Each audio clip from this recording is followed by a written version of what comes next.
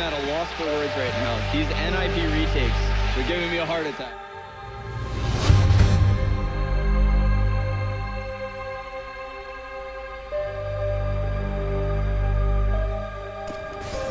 At the opening assist, let's one by goal to kill, gets a double, one more kill, triple kill!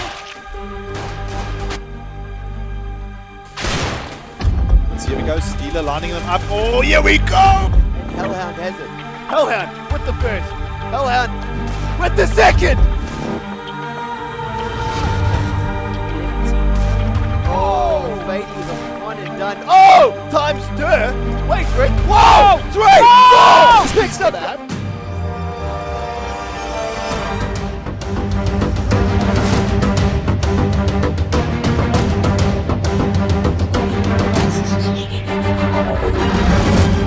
Good support from Fady as well, picking up the quick. Wow!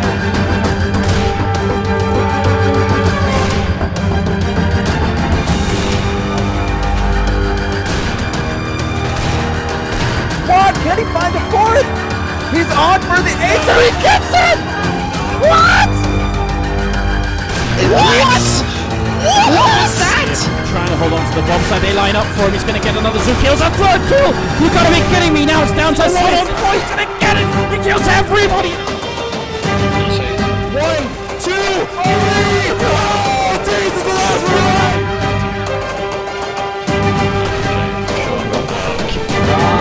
Oh my god! Are you kidding me? They win the round because of it! Takes down really quickly. That's what happens when you go around the corner. Oh, and another one!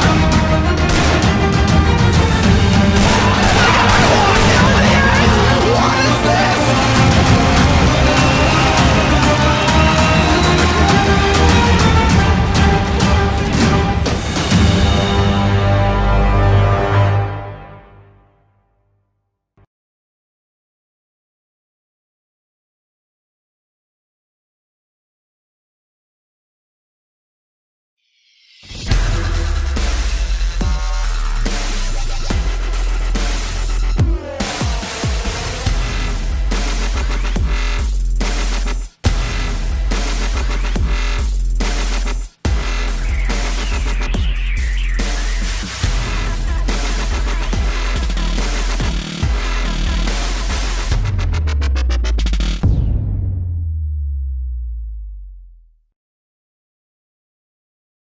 Good evening, ladies and gentlemen, and welcome to the Evetech Champions League. Myself, Burning Red, and of course, my, well, also sturdy and very reliable co-caster, Mr. Mike Extremes. Welcome, sir, and are you ready for a fantastic evening of Counter-Strike? I am absolutely ready. Although you did call me sturdy, so that says fat, and I'm a little hurt, but I'll get over it because I'm going to watch some great CSGO tonight. I'm sorry. I was kind of like just joking, you know, but otherwise, how you been? I mean, we haven't been casting for quite some time, and well, we're back at it again, you know, this time, Evetech Champions League. Fantastic amount of teams that have joined, and of course, quite a number of games happening this evening, actually. All best of ones starting up at 8 o'clock, and then we got a few more that will continue through at 9 o'clock. But otherwise, yes, like I first asked, how you keeping up? How things your side of the world? Well, life's busy as always, but always got time for CSGO, and you know, of course, we all got jobs and things outside of CS, so you know, day can be a bit busy, but you know, you're always up for some CS action, and as you said tonight, well, quite a lot of games actually going on. I'm trying to count how many it actually is. Like 12 games happening tonight. Yep. So, yeah, 12 of them. Yeah, that's pretty amazing, actually. I mean, the turnout for this tournament is also good. I think it's 22 teams. Correct, if I'm yes. not mistaken. So, of course, the point of all of this is to actually qualify for the LAN final with the already seeded teams. I think maybe you can take us through who those guys are. Yeah, of course. So basically, the seeded teams already actually going through to the LAN finals are Bravado, Carbon, Energy, and then of course Aperture Gaming. So pretty much the top four in South Africa at the moment. Few people will disagree, and a few people will agree, of course. It's a hot topic. But still, nonetheless, we've got some great teams featuring this in this online qualifier, the likes of FlipSide, Tactics South Africa, Damage Control, etc. And obviously, we're going to be covering FlipSide first, their first game of the tournament as well. I mean, let's have a quick chat about the roster change actually on the FlipSide team. That was quite interesting. Yeah, definitely interesting. Actually, letting go of Kron and Krios. Kron at one point doing some calling for the F3 team, I think early in that roster rotation.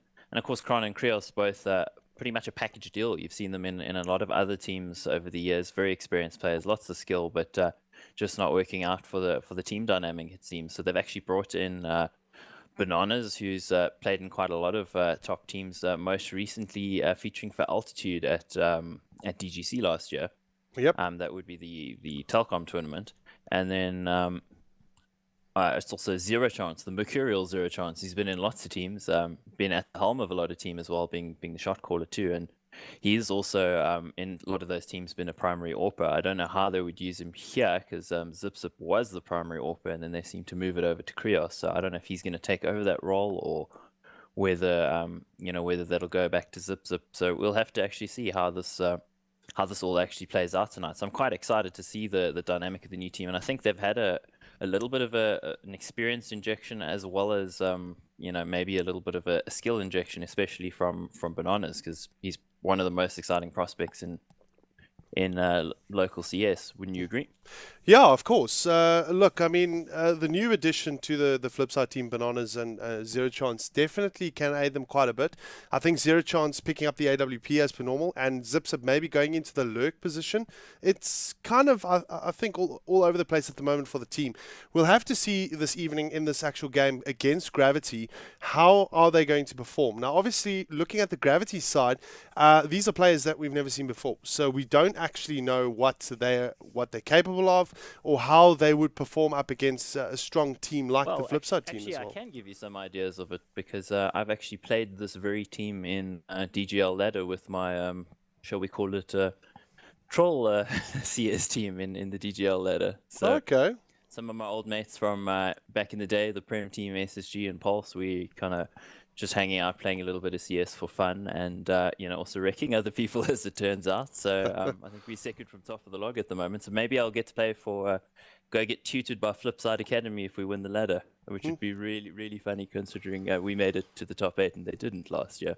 But anyway, that all aside, dank memes, Visions or Addictions, I think he's a pretty decent player. But again, all of these guys, they're okay players. They've played a lot of pugs. You'll see them playing matchmaking, that sort of thing, and they're all kind of, if we're talking rank, kind of supreme sort of level players. So they've got some skill, they've got some experience, but they don't have top level experience. So I'd expect them to get utterly wrecked, to be honest. And of course, I think what we'd want to see as viewers of this is actually to see what the team dynamic is on F3. As you were saying, Conspiracy and ZipZip, they've switched up roles recently in this team, with ZipZip actually switching to more of a lurk, whereas Conspiracy was very much the hard lurk before. So yeah, it'd be, that's of course what we observed. In their minds, it might be going completely different to that. But, as casters, that's what we've been seeing, having casted a number of their games. So the actual dynamic might change a bit now with the new teams. And of course, we're actually going into the map veto now. Pretty exciting innovation here, thanks to our good friends at Billisoft. So if we have a look here, it's just counting down at the moment. So there will be some veto, and then pick. So we see F3 vetoing DE Nuke, of course, because who wants to play that crummy map? Yeah, well, it's a new map, obviously, and a lot of teams are not very comfortable on it. But still, this is something great to kind of watch, specifically the veto thing. We see Overpass actually being vetoed out here as well. So potentially, I think we might see a Dust 2 here, maybe, or a Mirage. You definitely don't want to play F3 on Overpass. They're a really strong team on that map. And Dust 2, that's as good call from your side. I think if you're playing against an unknown team, you want to veto out Dust 2 because Dust 2 has a random element to it. It does favor aim duels, and sometimes you can get caught out on a map like that, especially if you don't know what the actual skill level of your opponent is. So good call there. Yeah, we And- also see Cash going out here, so that's a bit of a sad one for me. I was hoping to see Cash and Train being picked on the end of it there. Just, yeah, it looks like we're going to see Train actually being the map here of choice, which is really cool to see. Yeah, I think from F3 that's also a good call because Train is a map that, especially on T side, you need to have some structure on. If you don't have that structure, it's really difficult to actually get rounds because it is a very CT sided map from Yep. an international meta point of view. So good call on their side. They've obviously got some set plays that they're quite confident in, and against a team that's definitely a tier or two below them. You know, they'd look to close that up, probably try to get the CT side and, you know, just rack up the rounds on that side of the map. But I would actually expect to see a pretty strong T side out of them as well. Yeah, well, there we go, guys. So obviously, Train is going to be the map here between FlipSide and Gravity. Well, we're just obviously waiting now just for the information to come through, and then we'll be joining the server, obviously the GoTV server, and bringing you guys this first round live between FlipSide and, of course, Gravity. Absolutely. And just to answer the question, can we get Mo to cast? No, we can't because he got caught being involved with illicit gambling, and that's not allowed. Of course, on the other hand, places like CSGO Lounge are quite illicit as opposed to the illicit variety, and it's a good place to put your money. So send your money to CSGO Lounge. Of course. Well, they're obviously one of the primary partners in this. Of course, whilst we've got the time here to quickly talk about it, as you guys can see, a lot of partners involved here. Level 7 from an ISP point of view, Steel Series, MSI, Crucial, Ballistics, and of course Intel, all you know, kind of clubbing in, making this ECL possible. And then of course Evetech, the big company behind this, putting this all together and making this possible for the guys out there. Now obviously the guys at Evetech are also new to the esports scene, so they are giving back, which is great to see.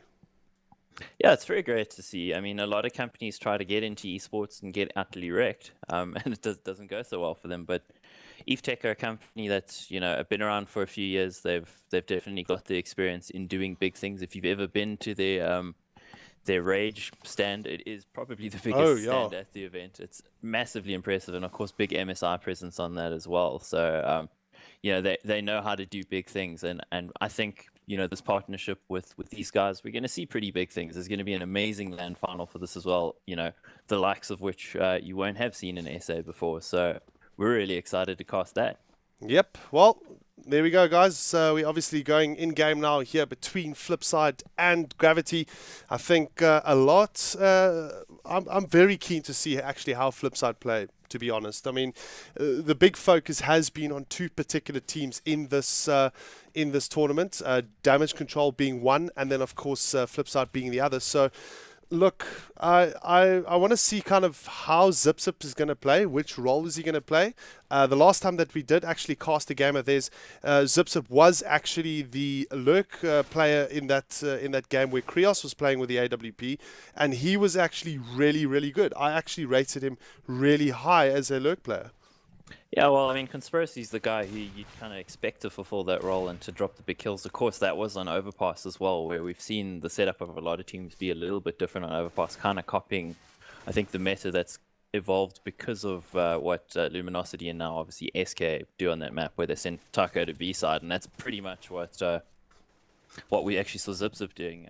I think we need to see a bit of a better sampling of maps to have a better idea, but I would say at this stage that's kind of the role he was playing. But you know, trying to get Conspiracy maybe more into the frontline action and actually, you know, trading out kills, that sort of thing. So, yeah, indeed. I think Conspiracy is a phenomenal player from an entry fragging point of view. So, not seeing him play, like, look, I mean, he did play to his strengths in the last game against Aperture. He was pretty strong there. I think on that Overpass game there, Domster was actually shutting down ZipZip quite a lot, so he didn't really feature on the lurk role. But otherwise, yeah, I mean, it's interesting to see kind of how this team's going to adapt now with two new additional players, Bananas and Zerotrons. Yeah, it'll be a bit of a change of the dynamic because, I mean, Bananas is used to being the star player, so you know, Conspiracy's been the star player in this team this year at least. Well, you know, ever since they beat Bravado in their first game of that particular leg of DGL Masters, I mean, they've been a force to be reckoned with. They were not somebody that, you know, prior to the season we were saying is going to be one of the top teams, but they've proved to be such with a guy like Conspiracy dropping the big frags. So now, bringing in another star player doesn't necessarily mean that that's always a good thing, because you know, a lot of teams over the years have brought in more stars, and more stars don't always equal more wins. I mean, famous example would be FaZe.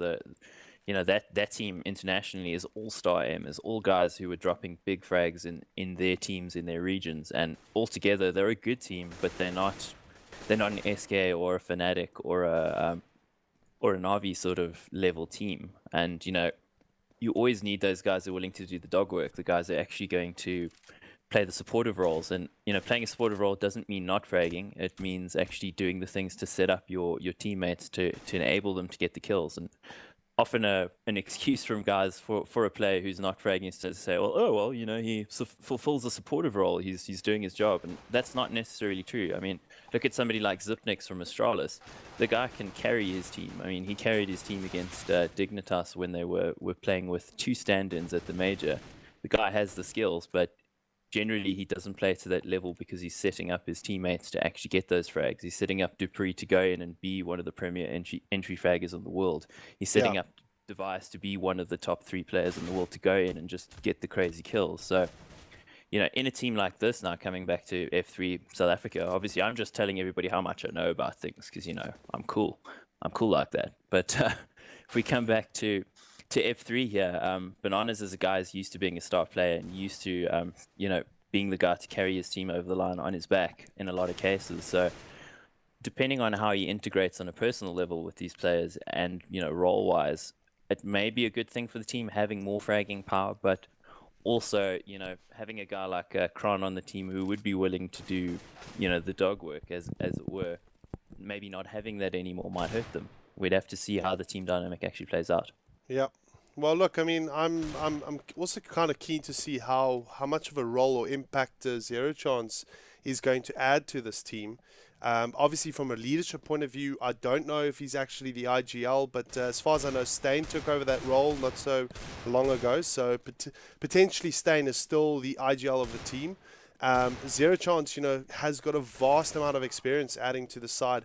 You know, he's been overseas. He's played at ESWC for the energy side, so he knows the ins and outs of the game very well. And I think just kind of wanting to, you know, focus on him a little bit here.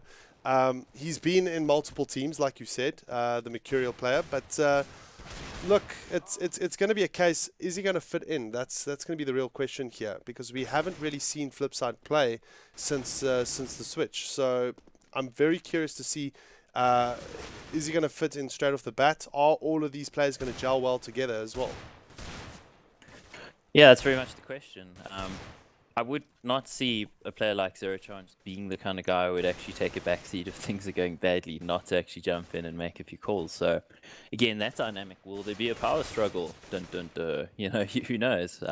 Stain's been doing a good job, but his style was different to what Kron was calling, you know, earlier, you know, in DGL Masters. So, if Zero Chance is going to actually bring some calling to the role, I've actually messaged him to ask him. So let's see. I've been told if you ask guys, they will give you the information. That's what I'm told. So let's see if that actually bears out, or if he's a little bit busy shooting people. If he does give us the answer, then great. We will share it with you, and if not, we'll make up horrible lies about him. Horrible lies. So let's have a quick chat about. Well, actually, I just got an answer. As speak of the devil, sorry to interrupt you there. He actually says he is IGLing Zero Chance tonight. So, oh wow. So that is actually going to be different, because I mean, he was the guy who's IGL for APG before. Last year at GGC was the IGL for Defect, IFG Defect. So, you know, he's been. I think you played on a team with him at some point. So. No, I've never played on a team with him. No. No, okay. That was Spoof. What I know. It was Spoof. Yeah, the other great local IGL. You know, with all of the experience. So yeah, I mean, he's been around for a long time, played 1.6 and all that, so his style's going to be different to what Stain was calling. So I'm actually quite interested to see this, because that's quite a lot of change then, right? Yeah, it is actually quite a lot of change. I mean, if you look at the Conspiracy and Stain, the two of them work as a pair very well. Like, are they going to be able to adapt to Zero Chance's calling? That's going to be the interesting one here. But yet again, I don't think there's going to be too much calling or too much strat play coming out of FlipSide as a team, because I think that they're more so just going to be focusing on their raw talent, which a lot of teams are kind of aiming towards recently. It's not really like a case of a Navi or an NIP where they're very strat intensive. It's teams in South Africa are starting to generate more of an interest on moving towards like the Astralis or the Fnatic type of styles, if you know what I mean. Sorry, I had muted myself by mistake there, so my opinion did not matter. Apologies. So But, what's your yeah. opinion? I don't know. My opinion's gone. It's just disappeared. But yeah, talking about very strategic teams, we haven't seen teams in SA playing at that sort of strategic level with the names like you were dropping, like a Navi, for instance, or an SK. So, yeah, I don't know if changing to Zero Chance as the IGL is actually going to affect them that much strategically. Because let's be honest, Stain's calling wasn't exactly next level. It was pretty straightforward. I think Kran's was a little trickier in some ways in terms of the rotates and that sort of thing, but still not too complicated. FlipSide had never been a team that I've seen being overly complicated in their executes or their setups, but Zero Chance does have the experience, and maybe he can make use of these players a little bit better, because they do have all the talent you could ever need on a team. I mean, I don't think that they're at the talent level of a Carbon or a Bravado at this stage, because those are pretty much the two dream teams in South Africa in terms of overall level, of the raw talent of the players. But Zero Chance is a guy who can bring out the best in his players, and I'd expect to see them play well. But of course, against this opposition, you also need to you need to also weigh it up in the sense that this is not top opposition, so they might just go into cruise mode and not really reveal too much about what they're doing tonight, and that would be a shame, because of course we want an answer to these questions, right? Yeah, of course. I mean, this is also quite an interesting one. Talking about Bravado and talking about Carbon, I've also noticed that their style of play have tremendously slowed down, like what we were used to or what we saw in the earlier stages of this year. They've slowed down quite a bit, and I don't think they have really adopted the full strat play methodology like a Navi and a NIP do, but I do believe there is like a scent of it, if you know what I mean. Excuse the pun. It's definitely there. The scent, as you say, or the stench, I don't know. Depending on the teams. It's definitely there. But I think we need more evidence, really. Especially for you and I, we've not casted a lot lately. Of course, we probably casted more than anyone else this season. So if anyone has an idea, it's probably us. And if we can't rightly answer that yet, I think we do need to see a few more games. But of course, this is ECL, and we're going to see lots of games. Tonight, the other game that we're going to be bringing you is the WRG game. That's the new WRG lineup, in fact, as well. So Yes. that's going to be quite interesting. WRG obviously standing for White Rabbit Gaming, if you don't know anything. Of course, if you know something, you may have heard of them. If you like Dota, which is obviously a terrible game, you might have heard of them as well, because they've got a very good team. They're against a team you may never have heard of called HS Only. So, I think HS Only will get wrecked, but the main thing we're excited about casting WRG for is because they've also had a very extensive lineup change. In fact, they've brought in an entire team as their new team. Yeah, the Virtue team. Why don't you tell us a bit about that lineup? Well, the Virtue side, I've actually got some history with, like knowing the guys for quite some time. Looking at guys like Synoptical, coming from a very strong CS source scene, he's definitely fallen back onto, well, not fallen back, but entered the CSGO scene with quite a bit of skill set to his name. He's doing quite well. He's definitely playing a decent lurk role for the Virtue side. And then, of course, the captain or the IGL, Adrenaline, phenomenal guy. I know him personally, and he's an amazing entry fragger for his age, if you know what I mean. He's quite for his age. Yeah, no, he's our age basically, like late 20s. I think he's about 2 or 3 years older than me, and of course, as has been established on numerous casts in the past, I'm probably the oldest person in CS. Not quite Sir Scoot's level of old, but from an international point of view. But He's definitely an amazing player, and I think he's an amazing calming influence on a team as well. You know, Of just course. years and years of experience, and I'm really excited to see what they bring. And you know, of course, a complete lineup change for a team like WRG. They weren't doing too well. I don't think they took a single win, as far as I know, in DGL Masters this year. So you know, they've had quite some lineup changes, trying to find some success, like you know, towards the level of the Dota team, which is I think probably the second best team behind Bravado. Yeah, that was quite an interesting one as well. It was last weekend where that WRG Dota side almost beat the Bravado side in that grand final, best of 5 Dota game, and that was at the Mall Gaming Experience. Yeah, the NavTV More Gaming Experience, quite a spectacle as well. I actually popped through and had a look.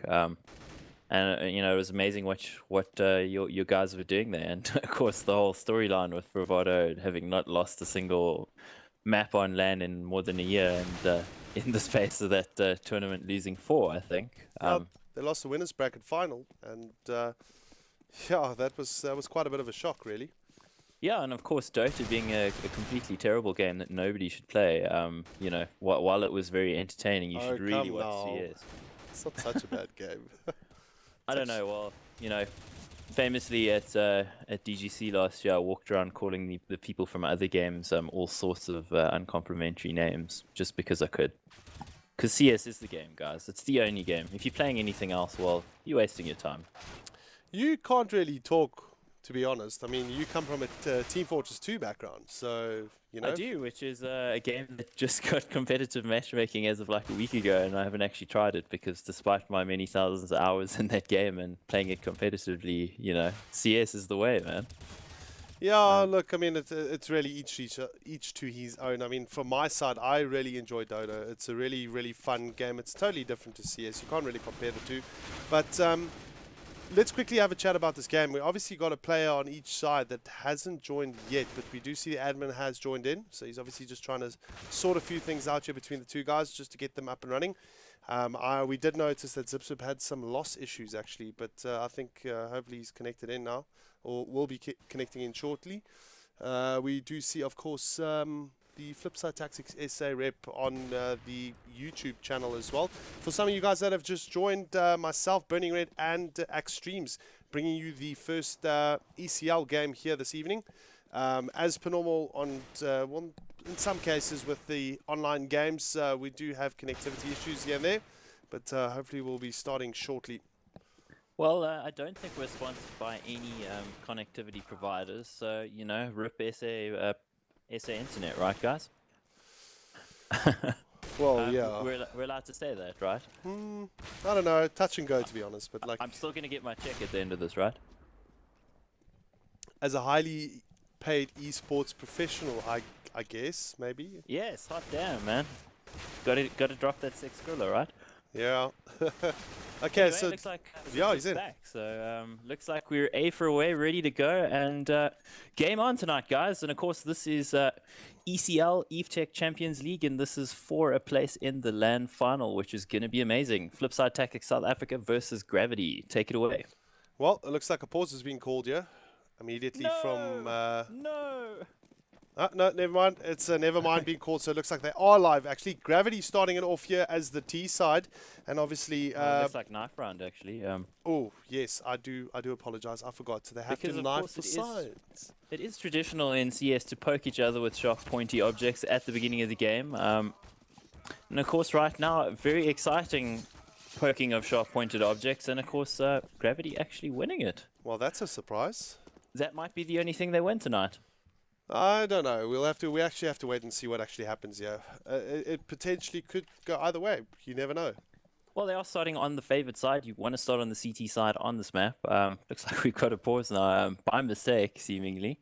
But CT side is where you want to be, and Gravity have got the chance to actually get some rounds on the board here. FlipSide will have something in the bag for this T side because they picked this map. They're going to have run some strats and actually have some interesting stuff to do. I'm 100% certain of. But Gravity are on the favored side, and if they got some teamwork, CT side, you know, because you're not calling anything complicated, it's really just rotates that you need to get right. You know, you can take some aim deals and you can, you know, just play with your teammates and get the kills. So, you know, if they're good at working together, then it's entirely possible. But of course, you know, it's going to be difficult against F3 because F3 have the pedigree. Yep. And a lot of pedigree really sitting on their side at the moment. Look, I mean, Gravity could potentially pull something out of the box here and cause a bit of an upset. That'll be great for starters, seeing a close contention here on DE Train. Just for you guys that are watching this evening, this is a best of one between these two teams. Obviously, the winner that takes this one, it is a best of one round robin group stage match, round one. And, well, let's hope that, who was it now? It was Addictions that actually spilled some coffee on himself, unfortunately. So Yeah, I've actually done that on my keyboard, and it caused my character to just repeatedly jump forever. That wasn't good. So I've been there, man. I know the feels. And of course, just talking about the rest of the schedule for the rest of the week, we also bring you some action on Thursday night. There'll be more than just myself, Axtreams, and Burning Red, my co-caster, bringing you action. We'll also have some other top SA casters, such as Anthrax, Voodoo, and Congo Carl, and we'll potentially also have Wham and Hayes, right? correct, yes. So Will be lots and lots great. of games happening Thursday. I'll actually make a point of posting a full schedule tomorrow morning for you guys on the CSGO Facebook page, and we'll pin that post. But yeah, we're ready to go now. So Gravity Gaming versus F3. Yep, this is going to be an interesting one, seeing these two teams going at each other now at the moment. So let's just have a quick look, and it seems like FlipSide are actually starting off on the T side here and moving on the inside bomb side immediately. Flame's a little bit under pressure right now, and he's going to have to call it in for the rest of the team to actually rotate in and hopefully defend off this inside push here from the FlipSide team. Ooh, interesting little frag there from Addiction, starting it off here for Gravity. And Lockie also doing quite well. We're seeing Flames coming around. He manages to take one, takes two, and all of a sudden, advantage Gravity here on the pistol round. Only Conspiracy left, and potentially not going to be able to do much there. Good round, but the bomb was planted though, so jeez. Yeah, well, pretty good round there for Gravity. The Flames actually getting the early information there and spotting all the players, calling the early rotation. It was the right thing to do. No fake coming out from FlipSide and actually just pouring into that site. And of course, the range advantage of those USPs playing into their favor at the moment. And we're going to see a save coming out on F3 right now, looking to buy up those AKs in the third round. Yeah, so we got quite a hectic SMG buy coming out here from the Gravity team. Of course, Flames picking up the M4A4, so that gun should have its value on the onslaught here. Oh, nice little 1D there from Conspiracy, picking off Addictions, and a good start for FlipSide. I was just going to say something about you can never count out Conspiracy with that deagle, and he gets a deagle killer, as I was thinking it. Amazing, and a couple of players dropped pretty low on the Gravity side right now, so you'll see flank coming in from Flames, and he takes down Bananas, and he's going to look to get behind these players quickly to even up the odds here. Yeah, at the moment, one down on each side. There we go, Loggy managing to pick up a very quick frag there, and Aces might be able to get himself one as well. No, looks like Conspiracy will live. A nice little play from ZipZip there, managing to get the frag shot there on Aces. And this is actually turning into be quite a close little battle here. FlipSide responding with two here, and now all of a sudden it's a 2-on-1. And Loggy, the only one left here for the Gravity side. Let's see if he can push it with this MP9. I think he might get caught here, actually does get caught out, so drops 28 HP. Yeah, that bomb being planted on the inside, not really the best for him, but he might be able to get inside and maybe just go for a sneaky defuse, or he's going to, yeah, looks like he might go for it. I predict he's going to get shut down here with Stain actually picking up that M4 and an ump on ZipZip, such low HP. I don't think he's long for this world, and that's a very clever plant as well, so he can't hide behind the train. Yep, easy pickings there for ZipZip, and there we go. FlipSide pull it back here, 1-1. So good start there from Gravity, but still. Yeah, the experience actually telling there for F3. They were really banking on each other as teammates, just exchanging damage with Gravity, whereas the Gravity guys were looking to take straight up aim duels, and that's not a good idea against a more skilled team like F3. And you saw F3 just chipping away at them, taking them down one by one, and then in the end actually coming out victorious. Yeah, we got ZipZip quite aggressively here with a UMP Managing to not get the frag. Stain actually picks up 2K there with the M4A4 that he picked up. Zip Zip coming around the corner, picks up one himself, and FlipSide just dominating this round here. Only Flames managing to respond here with a frag, and he's right on top. But he won't be able to get anything more than that. Quick and easy round here for FlipSide. Yeah, banking some money. They're actually building the economy as well, winning on a previously on a save round too. So they got a bit of money in the bank. They can probably still afford to maybe hang on to a single ump. That's very much in the meta at the moment. And the money on Gravity not enough at the moment for a full buy. So we're just going to see some upgraded pistols and pretty much an eco on their side. Well, we see Aces though picking up the half armor there. So let's see if he can actually make something work. He's quite aggressively in front here, but we'll see Stain take him down quite quickly. Ooh, that nade doing big damage on the F3 guys, but unless somebody actually comes in with a flank here, I don't know if Gravity will be able to actually take advantage of it. And Conspiracy pushing forward, yeah. Sorry. No. Well, Zero Chance quite clever there, just sitting in the back there, waiting for the rotation to come in from Ivy's side. Very well spotted. No, Loggy actually gets a kill, and who would have thought they'd get a kill in this round, but he's not long for this world. Planted now, buried, pushing up daisies, and third round there for F3, so pretty easy start for them off, you know, now that they've actually stabilized after a pretty shock loss to Gravity in the pistol round. Looks like a pause actually coming in now for Gravity. I want to call them Gravity Gaming, because GG would be good, but alas, they did not put gaming in their name. Yeah, it looks like one of the players are having FPS drops, so they obviously just need to fix it quickly, and hopefully they'll be in shortly, then we can carry on. But yeah, and Flames leaves as well to quickly activate, because that's important. Well, look, you I mean, hear that from me. So the thing is, I mean, FlipSide now 31 up, quite aggressively managing to take that second round, important round there for them. So they've got the advantage here and the momentum going forward.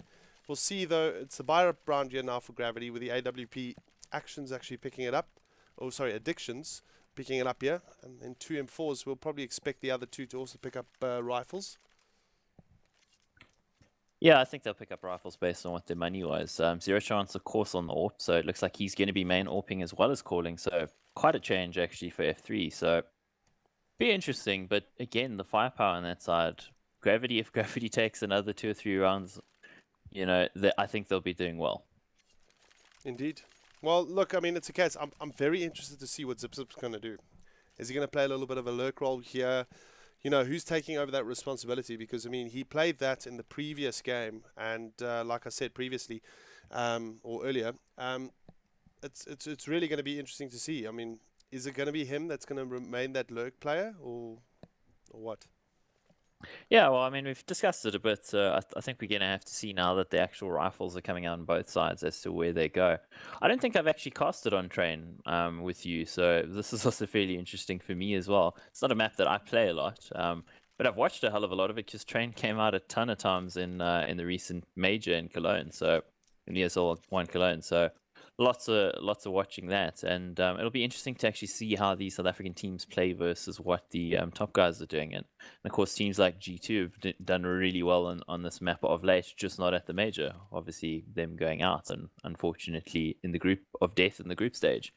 So, you know, here we're going to see. You know, I'm interested to see what sort of play style F3 will actually take. Will they look to take up, you know, those aim duels? Are they going to look to just rush into sites and overpower Gravity, which may actually play into Gravity's hands to a degree, because it does look like their guys have some aim? Or are they going to play a little bit slower and actually look to fake out the rotating CTs? Looks like we are ready to go, so 5 seconds. Still score 3 on the F3 side, and Gravity with 1. So Gravity still being pulled to earth at the moment, but can they lift themselves above and maybe get a point or 2 on the board? It's going to be interesting to see. Buy-up round here, of course, for them, with addictions with the AWP. And we'll, like you said, Zero Chance also playing with the AWP on Ivy's side. So obviously he wants to try and see if he can get that entry frag. Flames actually playing solo on B-bomb site. So, I mean, he's proved to be a pretty strong player so far. But interesting with the rotation, where the actual CTs are sitting. One of the players is still sitting in CT spawn. I'm wondering if he's timing out or something. Talking about Loggy. Yeah, no, it looks like he might Picking up a little bit of latency there, unfortunately. Yeah, just motorboating against the wall. Poor guy, 625 ping. And the first shot coming in from zero chance, not actually getting anything out of it towards Ivy. And on the side of F3, they don't have too much information yet because of those early smokes from Gravity. But once they figure out that these guys are down a player, it's going to be interesting what they'll do. Maybe they'll look to just push aside. Well, if you look at Bananas here, he's quite close up here with Cypher also just aiming down into his area. Well, they're leaving it pretty late. It looks like they're going for a traditional sort of smoke execute on this map, actually pioneered by Anders of Room on Fire, a very famous caster. And they're looking to go in 30 seconds on the board, so not much time, and they're going to have to get these frags and get this bomb plant. Yep, here we go. Breach play here. Bananas gets the first frag, and there we go. Conspiracy with the second. And FlipSide are moving in. Conspiracy picks up the 2K, gets taken down by Addictions. Last one left for the AWP. And seems like he's going to have to fall back with that AWP and just try and save it. Quick round here. Well, long round, but a quick execution, really. Working out for FlipSide there. Interesting execute. They really didn't have any information about what was going on, so to leave it so late without actually knowing where the opposition was, something you're going to get punished for against better teams. But against Gravity, yeah, I mean, just the raw aim of F3 working in their favor. They're walking into the side and just taking hits off, losing 2 players, but that's worth winning around, I'd say. Well, yeah, I mean, they only dropped 2 guns here, but Stay needs to be careful, and they might just drop a third. Oof, just missing Addictions here. Well, Addictions is missing him with the AWP, but we'll take him down, and, oh, well, that might just work.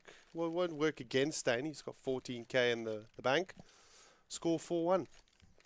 Yeah, the AWP actually saved, so they may look to force around it. It doesn't look like they're going to. It just looks like some upgraded pistols on the side of Gravity, but, well, now some armor coming in. Pretty late call there, so they are looking to invest a bit here, but they're going to be late to their positions because of that late call, and actually Banana's getting tagged up there early with AWP. Yeah, it's an interesting buy actually here from Gravity. Let's see if it'll pay off. Flames here with the 5-7. He's going to try and engage, but gets taken down by Conspiracy. And good start for FlipSide here on the entry on the inside bomb site. Yeah, Flames has sort of telegraphed that a little bit. He tends to always push up there, so it was a good call from Conspiracy to actually look for that aim fight to take him out. And of course, well, unfortunately, Ace is going down there to Stain as well, so players just hemorrhaging everywhere, and FlipSide having a good read of what actually was going on this round. Yeah, at the moment it's pretty easy pickings for FlipSide. Let's see if they can get into that inside bomb site here. They need to be careful though of actions. He's the of Addictions. He's the only one actually with something that could really bite them a little bit, which is the AWP. But we'll see the inside breach come out now from the FlipSide team, just moving in slowly. We see, of course, Zero Chance playing on the top side here with the AWP. He's going to try and see if he can pick one off. Getting the bomb down there pretty easily, and they're going to clean up this last player with the AWP already, the flank coming in, but looks like they'll just miss him. Maybe I think they will take him out ultimately, but let's see how many players they drop here and trying to do that. Well, Addiction's got a pretty good shot, taking our Bananas there, but nonetheless, 5-1. FlipSide in a comfortable lead at the moment. Yeah, good experience showing on ZipZip as he walks into the site, checking that spool is a very commonplace for a saving player with an upgraded pistol to actually be in. You know, he could have caused some trouble for them, but ZipZip actually shutting him down immediately. Full buy again on the side of Gravity, but not a very strong buy, unfortunately. Pretty weak, very low on the nades, and actually UMP on Flames. No, not that much utility. It's enough, but compared to FlipSide, it's not enough. As we see them now readying up potentially for that outside bomb site here. We already see some aggressive play from Conspiracy. Moving in with the AK-47. Although Ace is getting the bomber down, so that's a good start here for Gravity. They just need to continue. Although ZipZip just making it count here, managing to pick up the one. And then Bananas also himself picks up one before going down to Gravity team here. Now Zero Chance missing the shot there. That's a little bit of a problem. Well, he actually hits the shot, but still, once again, Addictions will have an AWP here and try and challenge, but we'll go down 6-1. Yeah, pretty easy pickings there for F3, changing the pace quite a bit and actually moving pretty early in the round. So I mean, you can definitely see Zero Chance's influence in terms of the calling there, that they played consistently really slow, and then to actually speed it up and go into the site did catch Gravity off guard. Gravity getting some early trades and putting it into 3-on-3 at one point, but not working in their favor. actually looking to force here at the moment. So they've actually got a shotgun, Mag 7, and a full bar with an M4 and aces. Ooh, this might work out for Flames if one of the guys drops here. Zero chance in particular he'll be able to pick up an AWP, but Mag 7, it's a good gun to have on this situation, I think. Yeah, Zero Chance, of course, knows the pop flash, dropping it down there, so blinds him and gets him pretty easily. Easy picking there for Zero Chance, but nonetheless, it's 5-on-4 right now, and FlipSide in a cruising lead here. And we might just see a very easy pick-off for Zero Chance there. We see Cypher, though, picking up one against the FlipSide team, but I don't think one's good enough. And then Zero Chance hitting one of his players on the jump there. A little bit of unfortunate one. Cypher managing to pick up two here. Good play. He's got the AK-47. And they got two rifles. I mean, Ace has got a rifle too, so this is totally doable for them. And actually getting the drop on Zip there, so actually bringing it into 3-on-2. Ooh, the missed shot from Zero Chance, but he manages to get the one. But Loggy coming in from behind. Now it's up to Conspiracy. Now he needs to try and see if he can make it count. That's really not planted for him, so this is going to be really difficult. Will he be in time? Oh, just, and he'll get an AWP for it as well. Well, actually, there, I mean, that was actually properly panic mode there for F3. I mean, that could have gone wrong, and Gravity could have clutched that out. So, really good round coming in from Gravity there, considering it was a force buy. And we're going to see a full buy coming in from them now. Of course, the lose bonus accruing quite a lot for them. So, you know, we'll see full rifles coming out. Ace is actually on a upgraded pistol because, of course, in the previous round he forced up and bought that M4.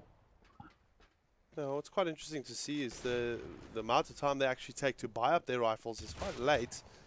Yeah, they do. Really not what we used to, but again, showing it's a team of guys who used to playing matchmaking, that sort of thing. So, well, nice play from Aces there, actually, with the upgraded pistol, managing to get the frag on Zip. But yeah, never wreck your team and tell them that they're from matchmaking, right? Because then they're going to get a kill. Yep. Caster's curse. Yep, pretty much. Let's have a look here and see if Addictions can maybe pick off another one here on that little ladder area, although some people actually call it Pop Dog. Yeah, the bomb's actually lying towards main at the moment, A main, and they're actually pushing in, looking to get some control, maybe just establish a foothold before they bring that bomb in. But if the trades don't go their way, it could be pretty embarrassing with the bomb lying pretty much towards their spawn. Oh, a good play from Addictions here with the AWP. Tries to go for the second, gets taken down by Bananas. And, well, it looks like there's a bit of control happening here. Wow, all of a sudden. Double frag there for Flames. And now it's up to him and Cypher to get rid of Zero Chance here and potentially give Gravity their second round. Yeah, Zero Chance actually hard-tailing it towards that inside bomb site, and not too much time. Actually goes down Pop Dog now and actually looking to find something. 15 seconds on the clock. It's going to be pretty close, and Cypher's really well placed now. I think Zero Chance might have spotted him out, but he's playing with him now. Time is a factor here, and unfortunately I think Zero Chance is not going to get this. Well, he's going in with a Tech 9. He's trying to get the frag here. He's under a lot of pressure. Gets the frag, but time is of the essence, and the second round will go to Gravity here. Well, their second round. Good play. Yeah, I wanted to actually say I told you so, because FlipSide leaving the bomb there back in spawn actually did bite them in a lot of ways, and unfortunately forcing Zero Chance to fall back with not much time on the clock. But that lineup there, I think it was it Flames who actually got that lineup. It was pretty amazing. Two pretty easy headshots there and actually shutting out F3. So Gravity getting more rounds on the clock than now than I thought they would have gotten the whole game. But the trade's coming in so far. Well, look at Flames here with the UMP. Tries to get himself a third one going down, but nonetheless, damage has been done with the 2K there. It is a 3-on-3 here at the moment. Rifles aside, 2 AWPs, 1 aside. So things could go in Gravity's favor here if they keep themselves composed. And let's see what happens. Bomb is going to be moving in towards the inside bomb site here with a late... And nobody on that site, actually. With late Bananas coming in. So it looks like Bananas actually playing the lurk role here now for the FlipSide team instead of Zip. Yeah, we actually saw that out of him playing for, I think it was A52 earlier in the season. So they're pushing the bomb site now, finding nobody here, nobody home, so they're going to get the bomb down pretty easily, and Zero Chance already steering down those channels to try and get in a frag, and he gets that early frag, so this round is pretty much F3s unless perhaps Logie can come in and do something amazing, but no, he's actually flashing himself up, Pop Dog, so Zero Chance would have heard that. He turns around, and he's waiting for him. Knows he's coming. Well, Logie's going to back off here, so I think they're going to try and save these guns. 7-2 right now. Probably going to be 8-2. Yeah, they have to save the guns right now. I mean, their economy's been reset. They won one round, and if they lose these players, they're going to have no money, absolutely nothing, not able to really buy anything. So they need to hang on to these guns right now. At the moment, the half is pretty much spiraling a bit out of control for Gravity. I mean, really sensational win there, but I think it was possibly luck more than anything, and Zero Chance picks up Logie there, so only saving the AWP and not much money on the side. So F3 on 8 and Gravity on 2. Let's have a look at the scores here at the moment, and we see Conspiracy there, 13 for 5 right on top, doing the work here for the FlipSide team, and then of course ZipZip also trailing in second, 9 for 3. Yeah, Banana's at the bottom at the moment, coming in from behind as he likes to do, and Conspiracy taking the early kill, but nearly roasting to death there, and only on 12 HP. Stain getting the other kill. Let's see, they are moving in towards the outside bomb site at the moment, and this pretty much eco round for the Gravity side is turning out to be quite a very difficult one, although we always see addictions with an AWP.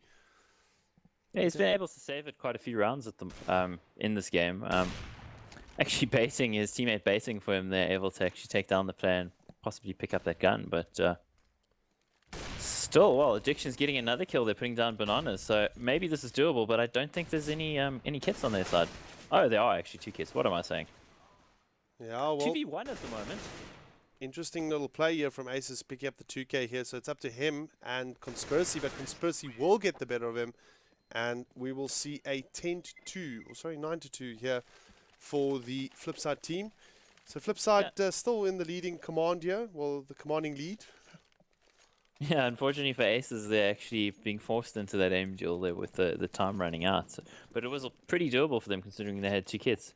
Keeps getting a lot closer than it really should for F3, considering, again, as we've said, their pedigree. And of course, we're not referring to dog food, we're referring to their ability. But they're rushing this B-bomb site and running into a bit of a stack here, but Bit of a TK coming out there as well.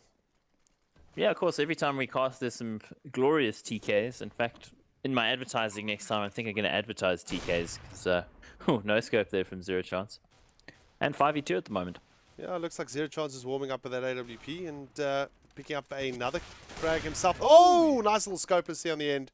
10-2 and FlipSide, well, they've done the work. That's exactly what they needed. Just that double figures on the T side. So CT side should be a lot easier for them at the moment. Gravity got a lot of work to do if they want to keep themselves in this game. Yeah, it's going to be really difficult for them. I think they are a tier or 2 below what FlipSide are. And of course, we must look at FlipSide's recent changes. You know, they definitely don't have the synergy they'd normally have. But actually early push it in from Bananas here, taking quite a lot of control towards main. I think he's going to catch Addictions, and he does. Oh, good little aim play here. He picks up the 2k actually. Logie, the only one managing to respond with frag with the AWP, but the bomb will go down on the outside bomb side. So now it's quite a number of FlipSide players left, but with low HP, and that could pose to be a bit of a problem for them. Oh, there we go. Bananas killing himself, unfortunately, on the end of it. Yeah, very low HP on the side of F3, so it is very doable here. They just need to find these players. A good start, they're getting Zero Chance, but Conspiracy coming in big with only 10 HP, and now 1v2 pretty much impossible for Aces, I'd say. Yeah, this is going to be interesting. ZipZip will be able to pick it up on the end there. But nonetheless, 11-2 right now. Gravity, well, I think they're almost passing that point of no return unless they are super strong on T side, which is highly doubtful. Yeah, and of course the stream is sweet because we are sweet. We're the most beautiful casters ever, and therefore YouTube Gaming loves us and streams perfectly. So unfortunately for Gravity, you have Force Buy on their side, not really much in their hands, and I think F3 going to rip them to shreds. I've got some sad news though. Apparently the headshot only side is a no-show for this evening, but let's go quickly back into the game here. Quick 2K working out here for the Gravity side, and then all of a sudden FlipSide just bouncing back with a dual AWP play here between Zip. Wow! What plays from Zero Chance? All of a sudden waking up with that AWP and just knocking them one by one. And, wow, Cypher had zero chance there when James shot him there through the smoke with a no-scope. Incredible play from Zero Chance, saving it for his team. Every time I ride off Gravity, then they nearly wreck F3, so I think I should just write them off permanently. Well, look, but of course, yeah, full buy coming in for both sides now, so last round of the half. Yeah, that's exactly what I wanted to say. Double AWP here for the FlipSide team. Again, Stain coming into that the side there that was not being covered correctly, although he gets picked off there by Cypher. I think Cypher wasn't keeping an eye. And, well, looking at it now, it's a 3-on-3 here. Gravity could potentially take a round here from the FlipSide team. Let's see if Flames can make it work with this UMP. Gotta love that UMP sound. Sounds like a 50 cal machine gun from World War II, right? It does, eh? Like, pop, pop, pop, pop, pop. That's really cool. Oh, very clever little molly there, actually forcing out Ace's conspiracy, taking him down, and, well, Zip putting down Cypher. So unfortunately, Flames with that 50 cal Thompson submachine gun from World War II. This is Medal of Honor in 2003, clearly, based on the way it sounds. And it looks like F3 is actually going to take this round. So pretty easy half of them, 13 on the board, I'd say. And I do have to say for F3, they've let it get too close a lot of times. They're playing with a lot of confidence and pushing in ways that maybe they wouldn't usually do against a higher tier team. So let's hope they can tighten that up in the rest of the competition, because I think against DC, that's going to get punished. Well, it's going to be interesting, though. We're probably going to cover a different second game this evening. It's going to probably be XTC versus Innovation Esports. Yeah, because we come with all these innovations, of course, on our side. So we will do innovation. That was yeah, thing, that was guys, a bad so. that was a bad joke. I will not lie. It was terrible. It was freaking horrible. But my heart is warmed at the thought of bad jokes. So second half now, 13-2, F3 in the lead, and pretty easy for them. And of course on CT side, the favored side on this map, Gravity weren't able to do too much. It made it close a few times, but rushing this inner bomb site now. Rush B, Bliat, Strat, and let's see if it works out for them. Well, we've got Zero Chance with a partner there actually. Gets taken down here, so good start here for, but whoa, wow. Look at that, 2K there actually, Gravity picking up, whoa, wow, nice little one tap there from Zip with the USPS. Oh, make that 2, Conspiracy also adding to the tally. They talk about their one taps clearly, and we're talking about them right now, because those are beautiful, beautiful shots, and the retake looking very much on here for F3. Yeah, they really look organized as they go for the retake here. It's only Flames left, and he gets taken down. And an easy round here, really, by the FlipSide team. 2 rounds away of taking this first round for them in the ECL. Yeah, so pretty much cruising at the moment. And, of course, CSGO Lounge is one of our partners in this tournament. And famously, when we casted a previous game for a previous tournament, FlipSide were on CSGO Lounge, and a whole lot of Russians thought it was the international FlipSide team. And right now, if that game had actually happened and it had been Aperture against international FlipSide, well, the result would have been similar to this. Pretty much, but let's have a look and see what Gravity can do. Yeah, they're on a 4 spy, so obviously they want to try and see if they can take a round here from the FlipSide team. FlipSide just really on par at the moment. They've got the stars pretty much studded team. And it is very difficult here for the Gravity guys to actually try and get any sort of momentum, really.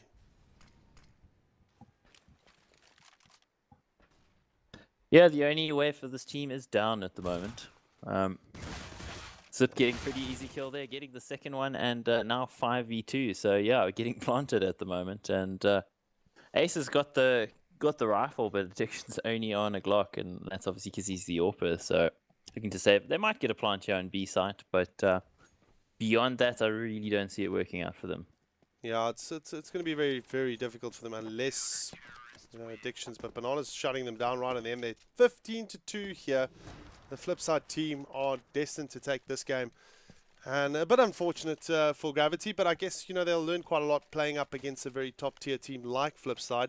Obviously knowing that they've got a lot of work to do if they want to progress in this tournament.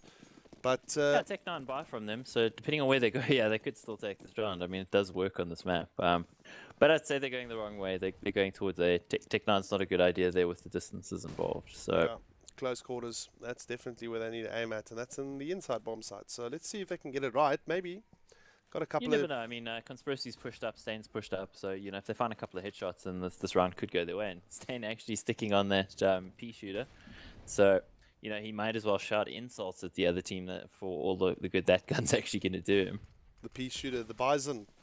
PP Bison. Well, as we see, Zero Chance picking up one. Yeah. Oh, he goes down actually. So insults not working out so well there for Stain.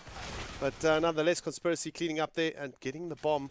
It's up to Aces now to make it count with his Tech 9. He's got two of them to contend with, two rifles really. And trying to battle it out here. He manages to get the shot on Bananas. He might keep their hopes alive if he gets the frag here on Conspiracy, which is not going to happen. And there we go, ladies and gents. FlipSide winning their first map. Well, 16-2. A little bit unfortunate, I guess, for the The Gravity guys. The Gravity guys, I mean, but they'll learn. As you say, you do learn something from it. I mean, I learned how to hide in a corner and cry when I played Bravado when I only had like 200 hours on my CS account. So, yeah, hiding in the corner and crying is an acquired skill, and you do learn that playing against top tier teams. Yep. Well, anyway, guys, we're going to take a little quick break quickly, and then we're going to be taking you guys into the second game for this evening, which is going to be XTC versus Innovation Esports. That's going to be quite an interesting game, I think. I mean, I've never seen the Innovation team, so I'm really curious to see how they're going to perform up against the XTC guys. But otherwise, yeah, let's take a quick break, and we'll be back shortly. Yeah, I'll be back literally 5 minutes. It starts at 9, so don't go anywhere, guys.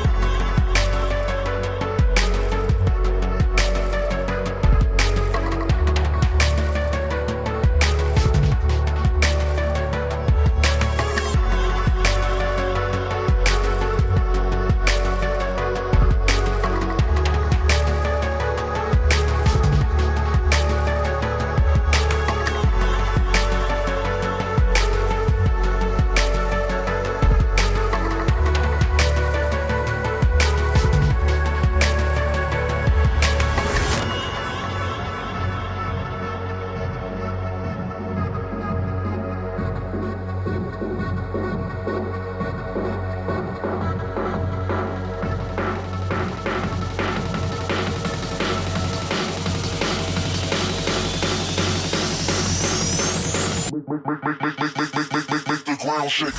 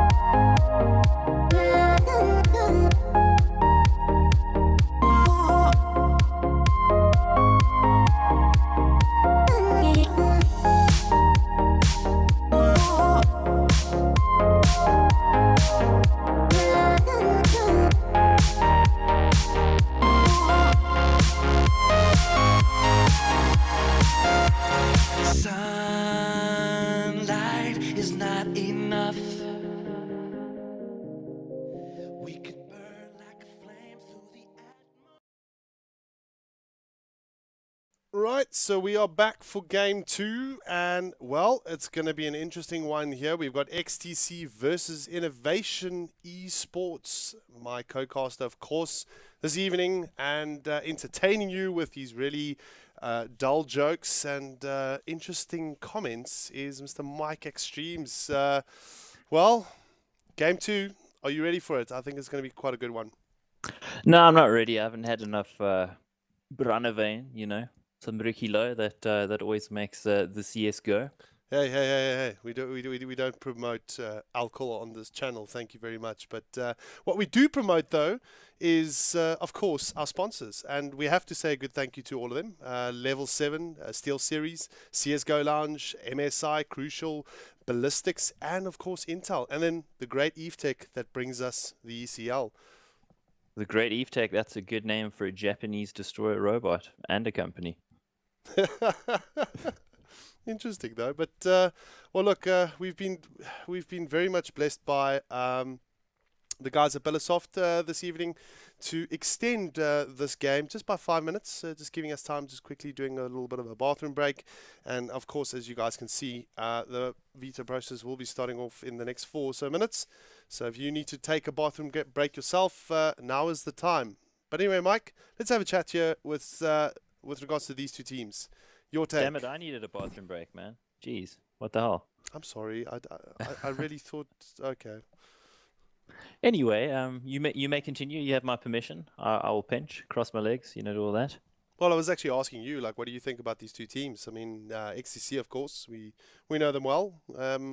Innovation Esports, this is going to be interesting to see how they kind of take on the Masters team here. Well, the best thing I could say about Innovation is that their logo reminds me of the old IFG Defect team, which were really good. So that's as much as I can say about this team. Unfortunately, I don't really know the players. Looking at the names, I don't think I've even played against these guys in matchmaking or pickup, so I don't really know what to say. Pretty logo. As for XTC, we know them, DGL Masters team, top 8 team potentially in the country, as dictated to us by Telecom. We're told they're top 8. So, and of course, DGC last year also they finished in the top 8 as well, famously upsetting DC. So there is some pedigree in this team. We've used that word a lot because, of course, we also sell dog food on the side. And the actual players, we got Panda, who is calling for the team as far as I know. Yeah, he's very the strong IGL. player. Formerly of the older APG lineup that was DGC last year. Really strong player. Possibly, I'd say behind Viking, possibly the strongest player on the team. So it's interesting to see that he's actually the IGL, taking over those duties from Zin, who previously was the main AWPer of the team, going back 6 months or so. And he was also the caller before, but Panda definitely brings a little bit more strategy to this team. Zin's calling a little bit on the simple side, I guess you could say. Well, I We've also guess got- Simple's also good because, I mean, if you look at it, a lot of the top-end teams, well, they're not executing the most hectic strats, if you know what I mean. So it Not could true that. be. But anyway, True that, please continue. It depends on the lineup we're actually going to see tonight, of course, because I mean they've also got Sandpa Turtle, who's also a player who played for APG in the past. They've got Tianqi, who was on that lineup that made it to the top 8 at DGC last year. And he was actually cut from the lineup before DGL Masters, dropping into kind of lesser teams, and they've actually brought him back. Maybe trying to find some of that synergy from last year, because last year they really were a team that came from, basically open division all the way to Prem division and top 8 at DGC, the Do Gaming Championship. So now called the Digital Gaming Championship for some reason, but maybe they're trying to recapture some of that past form and that past synergy, because they were a team of former COD players who actually transitioned to CS, and they did really well actually catching up with the meta of CS and improving their skill. Viking is the only, aside from the actual captain Zin, Viking's the only player up until recently who actually survived from last year's lineup. They looked to inject quite a lot of skill, and they brought in very highly skilled players, and nothing really gelled, unfortunately, for them. Yeah. They did have Dare actually in this team, Dare Wow, and if I recall correctly, and he actually dropped out of the lineup due to some personal conflicts with teammates, I do believe. Yeah, I also heard that was the case. Yeah. But I mean, he had a lot of skill, and we saw better things out of the team when he was on the team. But now he's not in the team, so they brought back Tianqi, and Tianqi is no Dare. He's a good player, but are they going to be at that level? Yeah, look, I mean, Tianqi and Viking are the two entry fraggers here, of course, for the XCC team. Looking at PND, I think, Panda, he's the only guy that really kind of extends himself so much that he even clutches as an IGL all the time, which is great to see. That being said, we are actually going into the veto process now, where they are going to select or ban out some maps, and then obviously pick a map to choose out of the pool of 7 maps here. So, well, Mike, what do you think? Well, XTC is they're famous for playing the kind of off maps that a lot of other teams wouldn't want to play. They like to play Overpass, they like to play Cobble, they like to play Train, and of course they ban out Dust too, because you don't want that random element against a team that you don't know on a map like Dust, where anything can go. And of course XCC banning out Nuke because they probably haven't practiced it, and Train wisely banned out by Innovation because that is a strong map for XTC, and also actually banning out Overpass because that's the best map for XTC. Yeah, so it's actually quite interesting. It's a random pick map, so it's going to be DE Mirage that we are going to be going into. Wow, that was pretty cool. Just kind of going through this veto process. It's really nice to see. But yeah, it's great. How do you think the Mirage game is going to turn out? Well, Mirage is not XTC's strongest map. I actually the team I played on last year, we played XTC a lot. We scrimmed, you know, we kind of moved up from open to Prem as well with them. And Mirage was always our pick in the map they didn't want to play against us. So, because that was our strongest map at the time.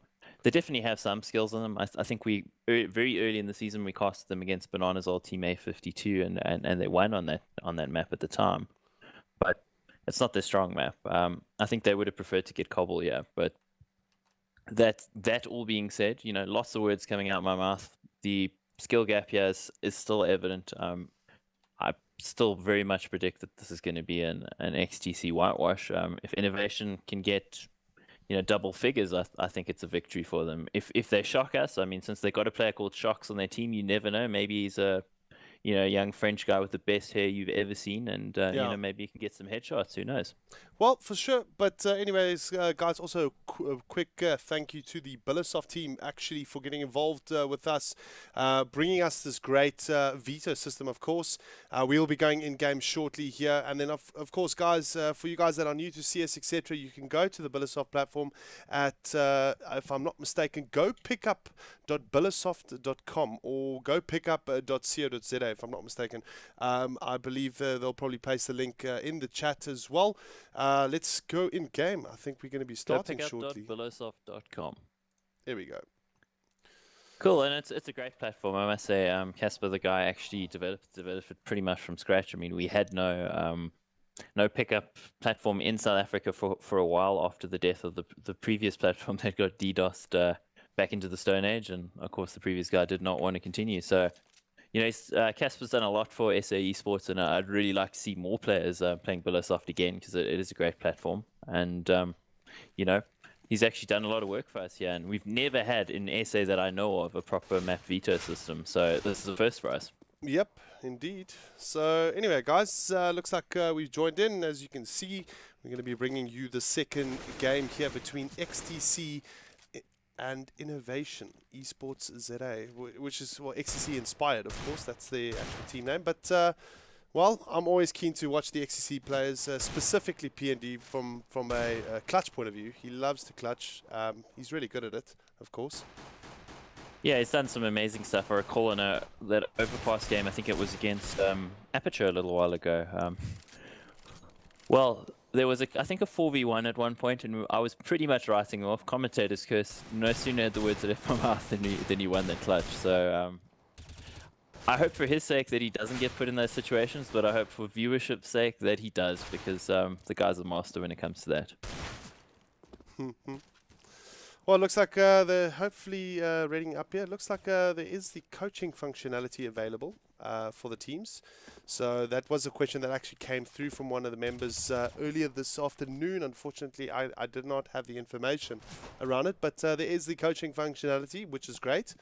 Obviously, that's going to be something that's going to be used, I believe, on the finals, the LAN finals. I mean, we've seen a couple of the top teams actually carry coaches or have coaches.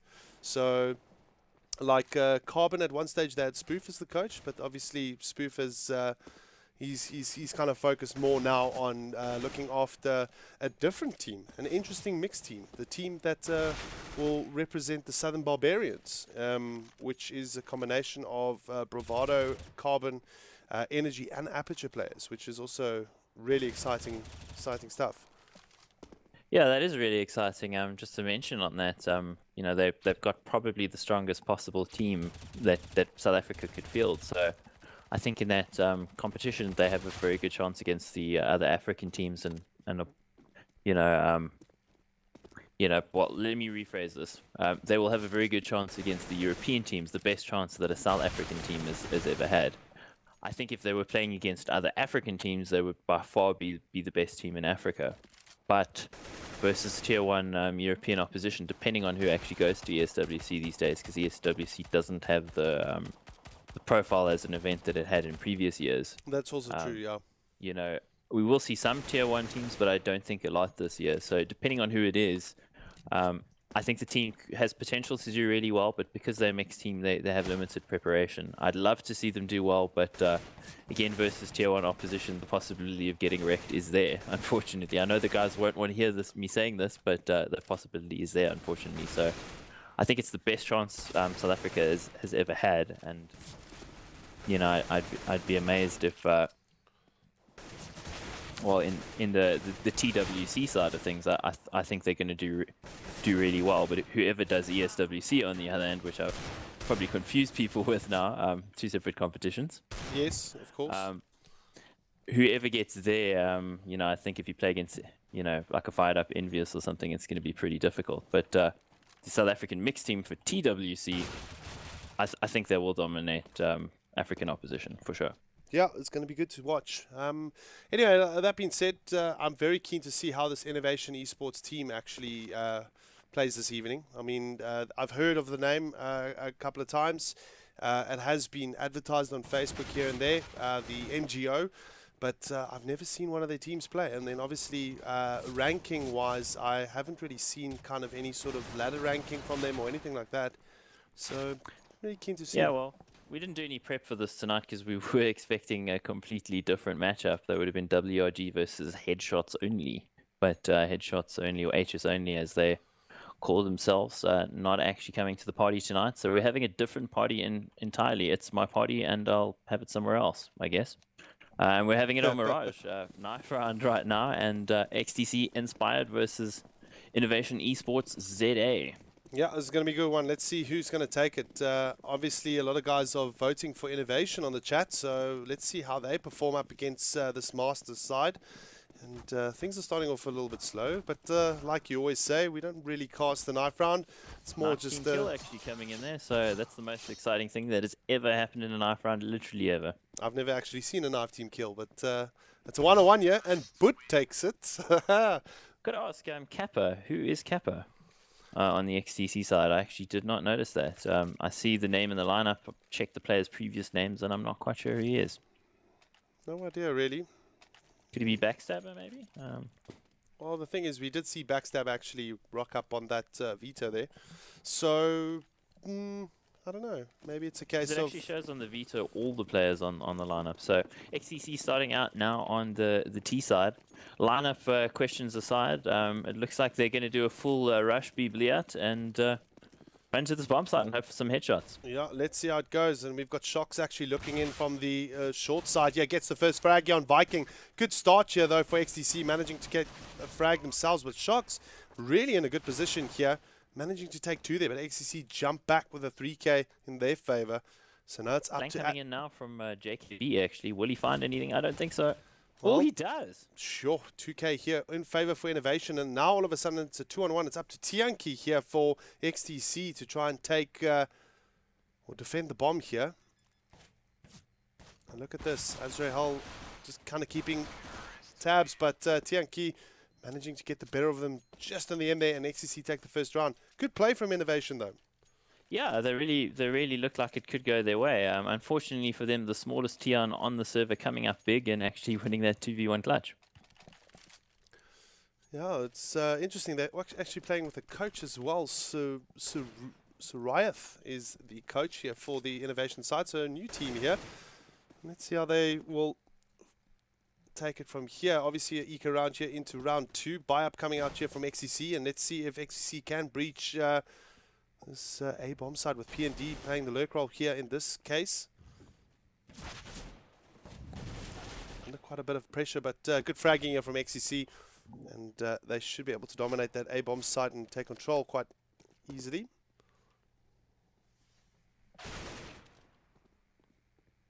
Tianki shutting down But there.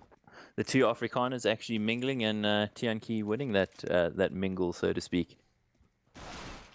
Not that one though. Shocking Tianki and putting him down. Makes his way out with that AK, and he's going to get flanked here by Turtle though, so I don't think he'll hold on for too long. And 2-0 to XTC. That's a good shot, a good start for XTC really. I think Innovation at the moment, they just need to kind of save it up, wait for round 3, sorry, round 4 before they buy it up, and then I'll be quite interested to see what they can do. But they're quite disciplined. Being a good guy is expensive, of course, as we've said many times. Indeed. Very expensive. So some information actually coming in from Zin, the captain. He's actually not playing. Kappa is a mate of his. And Kappa actually getting a kill there. So no Kappa, actually, no joke here. Getting a kill for his team and standing in for Zin. Looks like Tianqi's might possibly go down, yeah, 5 HP, but backing up now that the bomb plant's actually coming in. Well, Shock's almost managing to get the frag. But's the only one doing it for the end, well, doing it on the end there, but not good enough as XC will pick up their third round. Score 3-0 now. Buy-up round here now for the Innovation team. Let's see if they can make it count. Yeah, Shocks might actually be a small French boy because he's got 3 kills against XTC in 3 rounds. So pretty good going for him, yeah. Double AWP actually on the side of Innovation. So, you know, this is something that was, well, JKB actually taking Tianqi down. And numerical advantage here. Of course, double AWP, very expensive, a lot of risk involved, especially if you have to go for a retake. But if you get those early picks, man, can it work well for you? Yeah, very interesting buy-up here from Innovation. Shocks, of course, picking it up as well. So the dual AWP play could potentially work out for them. At the moment, XCC just a little bit like standing back, waiting maybe for an A-side breach here. We have got Failure, of course, that is playing in towards that A-bomb side area, but PND making it count, getting the frag on him. Azrael, the only one managing to pull another frag back on Tianqi, or Turtle, if I'm not mistaken. And right now, it looks like PND just cleaning up on this A-bomb side, taking down Azrael. So it's a 3-on-2 numerical advantage, of course, here for the XCC guys as they move in towards the A-bomb side.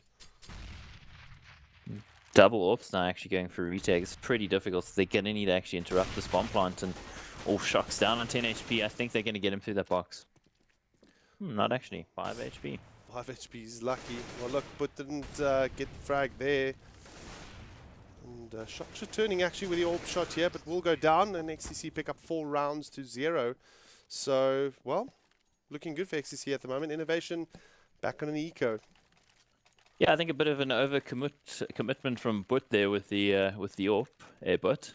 But you know, in that situation, I think they needed to actually sit back and not take those fights because of the AWPs. But not able to save any AWPs now, so full save. You're gonna see actually XTC running in with this Mac 10 on Sandpit Turtle, actually looking to get the early frags and make some bank. Doesn't manage to actually 2 quick kills coming in there, and 3v3 at the moment. A good read here from XCC, knowing that it's going to be an eco round here for Innovation, but still, Innovation responding with the 2 frags here, and that does put them under a little bit of pressure. But PND cleaning up right on the end there with a 3K, well, Panda, sorry, and 5-0 here for XCC. At the moment, really looking quite comfortable. Panda 10 for 2. Yeah, terrible cricket score, but a wonderful score in CSGO after 5 rounds. So heading into the 6th round now, Innovation are going to have to come up with something innovative. Can JKB maybe get an early AWP pick again? Of course, not able to actually afford a double AWP right now. So I think we're going to see a bit of a smoke push coming in from XTC. Looking to go early and actually push through that smoke. Nice play here from Viking on the entry frag here. Response, though, there from JKB with the AWP. Knocks down Turtle, and all of a sudden 4-on-4 here. Looking still pretty promising. Wow, look at that smoke shot from JKB, picking up the 2K, and all of a sudden applied pressure here to the XCC gents as they now try and get that bomb down in the A-bomb side here.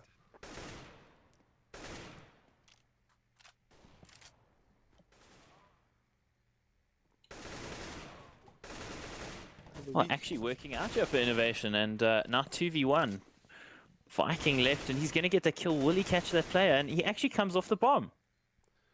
Looking to take the fight here, and oh, just not getting it. Going down, XTC getting that round, but really that should have been an Innovation Esports round, don't you agree? No, I definitely do. I think Shock should have just stayed on that bomb, gone for the defuse. He had smoke covering him, so a little bit unfortunate there for Innovation. And XTC 6-0 up here on the T side, which is not really good.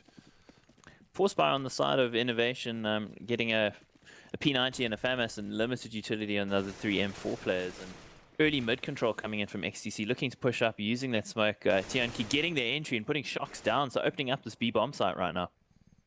Yeah, things are looking good right now for XTC as they move in towards B, and it's only going to be Butch here with these interesting P90, but he's going to get taken down by Tianqi, and at the moment XTC just rolling over the Innovation team, and Innovation at the moment just not really gaining any sort of momentum.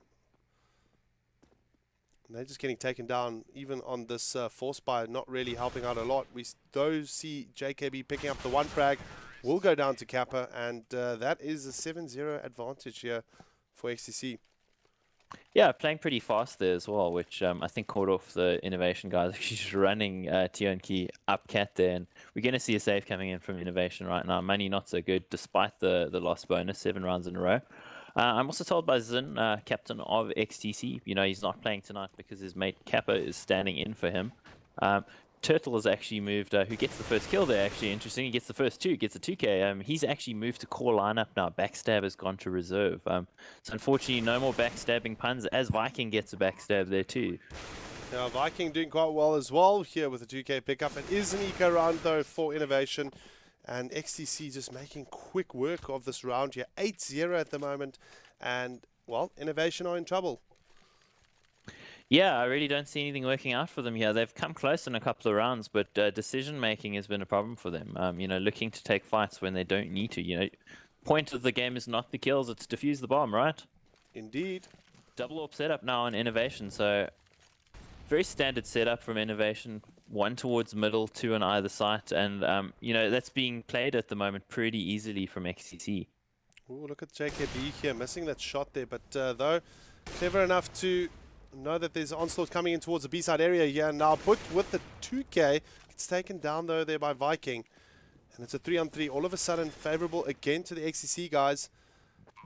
Let's see if JKB can make it count here with the AWP. Oh, just misses. Oh, he does not spot. Yeah, there we go. He gets the frag. And this is good now for innovation. Although Viking managing to equalize it out here. 2 apiece right now. And the pressure is on for innovation to try and go for the retake here. Tianki also doing the job with the frag. And now it's up to JKB here for the retake with an AWP. It's going to be really tough. No, he's going to back off. Yeah, bugging out the right thing to do. Very close there for them. I mean, Butt actually coming in there with the kills. I just keep wanting to use a lovely Alberton accent. JKV actually putting Viking down there. So looking to save the AWP, they're going to be able to save it here unless he maybe peeks an angle he should not. But they're going to save that AWP. You'll see a buy-up coming from Innovation now, but they're going to have to do something different. They're playing a very standard matchmaking sort of hold where they got 1 middle and 2 on either side, and at the top level that doesn't really work. I mean, you look at international teams, very seldom do you see a guy with a sniper rifle sitting in mid these days. The setup is quite different. Usually you're going to have somebody with a rifle and ladder room to actually cover mid, because mid is always smoked. It's just how the game works at the moment. So the guys here do need to maybe adjust their setup a little bit. Quick play towards A side now. Yeah, good play here though from P&D. There we go. Failure managing to respond and trade with the 1 frag. So the exchange is not too bad here for the innovation guys, although they need to try and take care of P&D. He's a danger player here for the XCC guys. As you can see, getting another frag on JKB there. So quick. Just spotting a little bit of a silhouette, really. Jeez, who needs HP when you can just headshot somebody, right? Indeed. Well, Shock's managing to pull one off here. He's got a lot to contend with, but he will go down. And now it's up to Butch here with the AWP, and I think he's going to probably back off as well. He's going to try and challenge, but nah, there we go. He's gonna bug out, like you say. Yeah, Failure actually reversing his previous failure, getting 1 kill now. So on the board at least. I could have made fun of him for his name. Now I'm going to make fun of him even though he has a kill. Ooh, unfortunate for Butt they're losing that AWP, but here we go. 10-0 for XTC and a commanding lead, really. Yeah, commanding lead is definitely the correct phrase. Yeah, and unfortunately, innovation having showing some promising signs. The guys definitely have aim, but there's some fundamental problems with their setup on this map. Maybe it's not a map they play. Maybe they don't play it, and also overcommitting to peaks, taking fights that they don't need to take when the round's there to take over. And TNT, not actually getting the first kill, but I think Shocks will. Oh, well, nice little play from Shocks here, although Turtle in a bit of a predicament. They're going down to JKB, and XCC managing to pull this one back with 3 quick frags in their name. And it's only Butt left here now with the ES57. It's a good gun, well, it's a good pistol, but, well, up against 3 AKs and armor, it's not such a great pistol. Hey, Butt, I think you're going to get shots in the head, bro? Oh, there we go, the Butt joke's coming out. Well, interestingly, from a factoid point of view, the 5.7 made by FN of Belgium, it's one of the few pistols that in America they've actually considered banning because just you know, because of just how good it actually is at killing people. He's picked up an AWP now, but they know where he is. And if he hangs on to it, well, great. If not, you're going to lose your teeth, eh? Shots in the teeth. Anyway, no more bad South of Joburg accents. Oh, Misses the no-scope. not getting the no-scope there. But 11-0, XCC just, well, let's be honest. I don't think Innovation's going to pull this one back, to be honest. I mean, jeez, 11-0, that's quite a hectic scoreline. We may sound gay, but your name's gay. We love you. I think he was Because we're commenting gay. about the people above him, but anyway. We're just joking. So, I'm just joking too, or am I? I don't know. Ezreal actually managing to barbecue himself, so well done, bud. Yeah, well, look, I mean, at the moment, round 12. Oh, there we go. Shock's managing to pick up one here, though. And then P&D responding with the one frag. But there we go. Shock's picking up the Duque. And all of a sudden, it's looking pretty good now for Innovation here on this particular round. But there's the response. Panda picking up another one. Kappa also now adding to the tally. So it's a 2-on-2. Oh, look at that spray play there from Kappa. Getting the shot at Azrael. A little bit lucky, I think. But still, now back in their favor. Yeah, going to be pretty difficult for JKV here.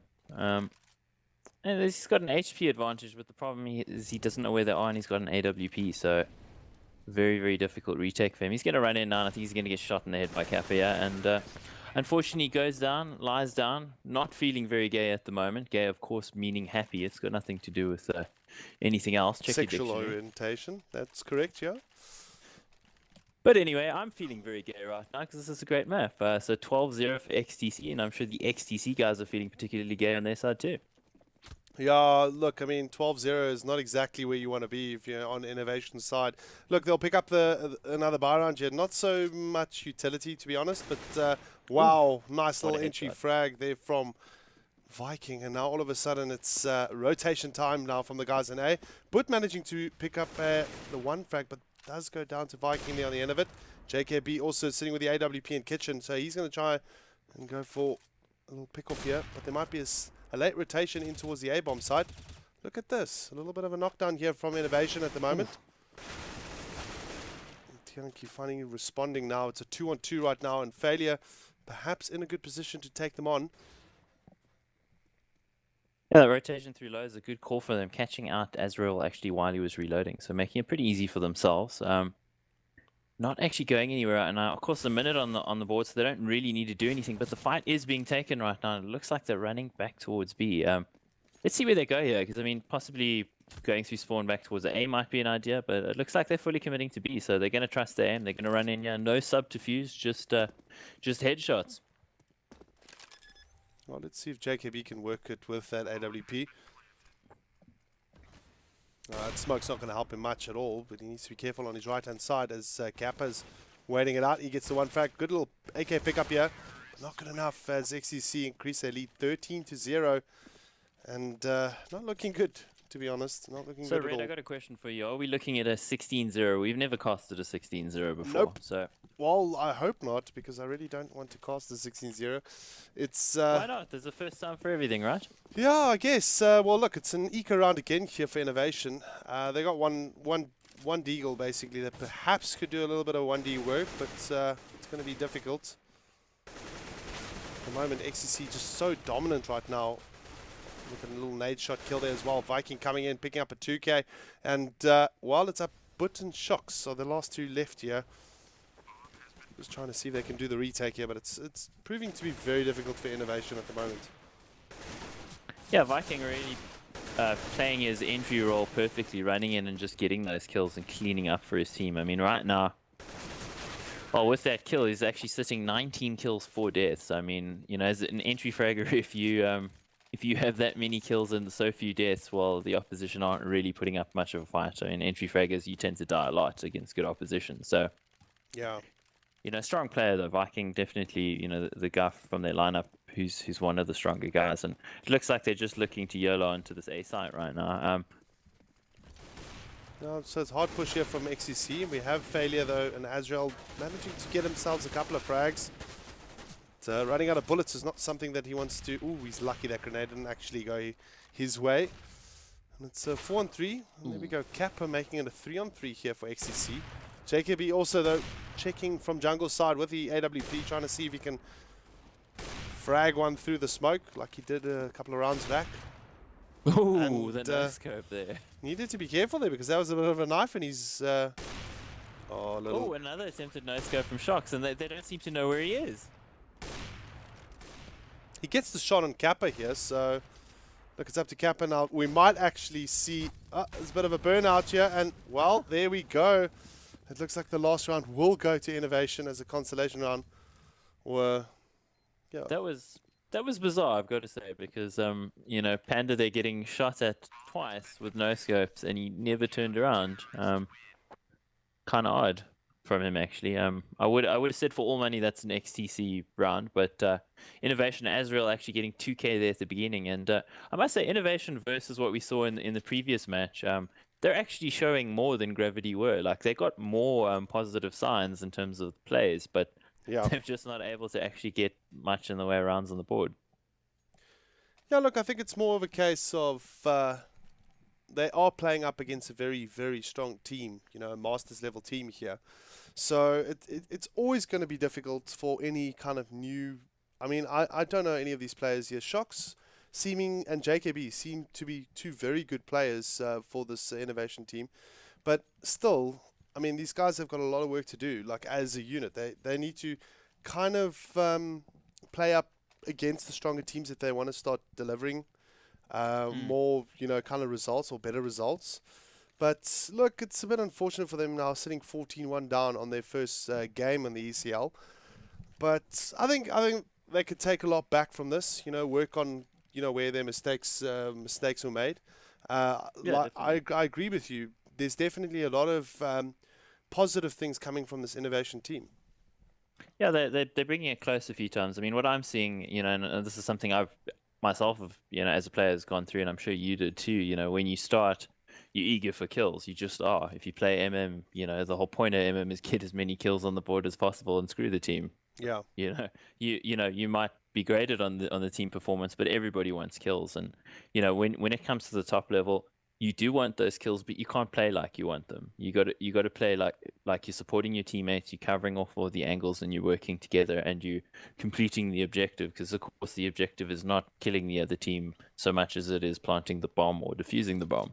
Yeah. You know, you could have 10 alive in the game, and if the bomb's defused, then the CTs win. So, or the time runs out and the CTs win. So, you know, there's those connotations. And I mean, if I look at that one round where it was a 3v1 and the T player was actually in Palace at the time, and 3 of the players were on the site, repeatedly taking the fight with the player. I think it was Viking, actually.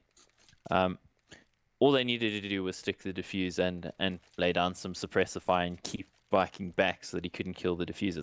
They dropped the smoke, and when it got to the 1v1 point, the guy's in the smoke, he's been diffusing for 4 seconds, he comes off it and takes the fight and dies. And it was just sad to see. And I mean, there's been a few situations where it's been really close, and you can just see those eagerness for the kills is perhaps biting them a bit. So, Coach Seriath, you need to look at that, and you also need to look at your CT setup because it's a little outdated. It's very 2013. So, Yeah. you know, maybe have a look at that. But now we're into the next half now. It's just started. Innovation on the T side and looking to rush this A side and actually getting a kill there, trading pretty effectively. Oh, good little play there from JKB, managing to get the first frag here. But at the moment, they're not in the site yet, as the retake slowly coming in the way of towards them. But 2 quick frags they're actually working out now. They've got a Tech 9 armor buy, which is also quite interesting in the hands of Shox. So let's see if this one will Also actually known work as out. Raid Boss. Yeah, it's something that we see Olaf Master do from time to time. Yeah, definitely he's the guy who kind of pioneered that in a lot of ways. But now Viking coming in to try for the retake, and he's going to catch the angle here with Shox and actually puts him down. Oh, really good retake here all of a sudden coming in from XTC. And, well, game, set, and match here for them. They win the pistol round and obviously want to finish this off quickly. 16-1, so it won't be a 16-0, but still a lot of work Yeah, I mean, for Innovation, eh? even if we look at that round there, the way the guys were covering each other, because the bomb was planted in a closed position, nobody could actually watch it. if they planted it for cat or something, it might have worked for them. But unfortunately, there with where Shox was actually sitting, he was very exposed, and there was no crossfire possible from his teammates. So it was easy for them to take him down and then clean up the other two players. But a 5 UMP buy, and I know Voodoo will be ecstatic with this. Yeah, he would be. Well, just interesting though, the commenter made the next set of games is actually on the 21st of July, which is going to be on Thursday, not tomorrow evening. But that being said, still here, we've got the last round here happening. And Innovation now with the full UMP by managing to get 2 quick frags here. And now moving up in towards the connector side, towards the A-bomb site. Let's see if they can get more frags. PND doing quite well, managing to get the 1. Turtle as well. And the lockdown happening so quickly here by the XTC guys. And they take the game 16-1. And, well, mission accomplished for them. No 16-0. I'm really disappointed in that. But I must say, exciting signs from Innovation. Just minor things, and they could be, a pretty solid team. I don't, I think they're still a year or 2 away from being a Masters team, but some good signs there. In the previous game, Gravity also pulling a couple of rounds off F3, but I didn't really see as positive signs. And again, we're also talking, I think Gravity's probably a little bit better than Innovation at this stage. Yeah, well, let's have a quick look at the rating actually. That's on the actual same page as the as the veto. You'll see that it actually brings out a couple of ratings here of the players. You'll see that PND, of course, Viking actually right on top there, 2.14. 20 kills, 4 deaths. That's or 5 deaths. Sorry. It's crazy. I mean, really Incredible. Really, really good play there from him, of course, and it's a very one-sided affair. But looking at the actual other, the Innovation team, really Shox and JKB, in my opinion, were the 2 really top players for that side. I think with a little bit more nurturing, etc., I think those guys can really actually go far. I don't know if they're young players, but irrespective of that, they are showing a lot of potential going forward. Yeah, absolutely. Of course, XTC playing with the stand-in as well, so maybe we would have looked at a 16-0 if Zin, their long-time captain, had actually played. Of course, this is the first round of matches at the moment, and we've done some exciting innovations. Excuse the pun, since there's Innovation Esports on your screen at the moment. We have map vetoes, we have statistics. It's really amazing. And we want to say thanks to Bilisoft for that, of course. It's a rare privilege to have that in South African CS at the moment. Maybe we should just quickly have a look at the stats from the first game as well, since we didn't have a chance to really go through that. If any of you guys watched the first match, it was FlipSide Tactics versus Gravity. FlipSide prevailing 16-2, so Gravity pretty much staying down to earth, unfortunately for them. Not many positive signs, as can be seen on the scoreboard. If we can just quickly get in there. Let's have a look here. Pretty much Cool. Also one-sided map. Conspiracy coming big for his team, 1.857 rating, 23 kills, 7 deaths. So really good performance from him, and he was the player we were very much tipping to be the force on his team. Interesting to see Banana's actually not cracking a 1.0 rating. So him playing the hard lurk, which is a bit of a swap up on their team, and they're looking to find synergy. I mean, it got a bit close in too many rounds where it didn't need to, so you can see they're still trying to find the synergy as a team.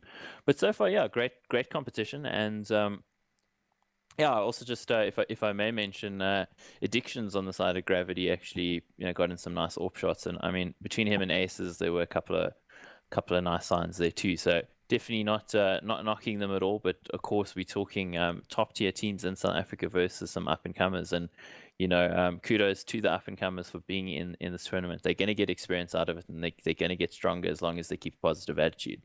Yep, indeed. Well, anyway, guys, thank you very much for joining this evening.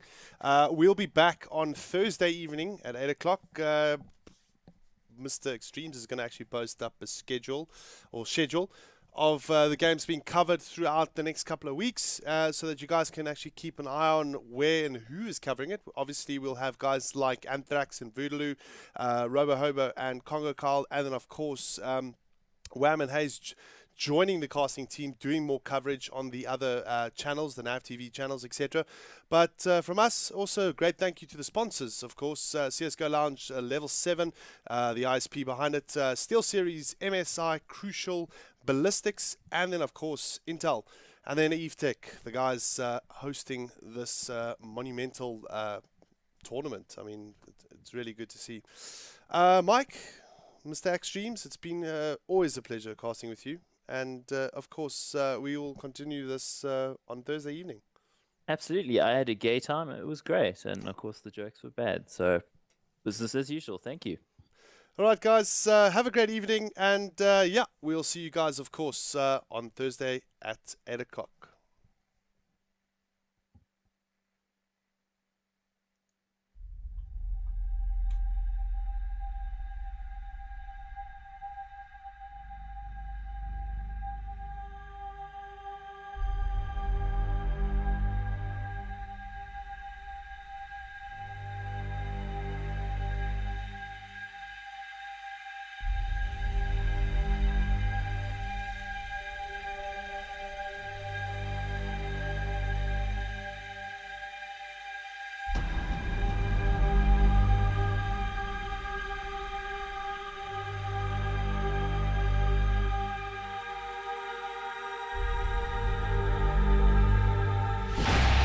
God, I'm at a loss for words right now. These NIP retakes, they're giving me a heart attack.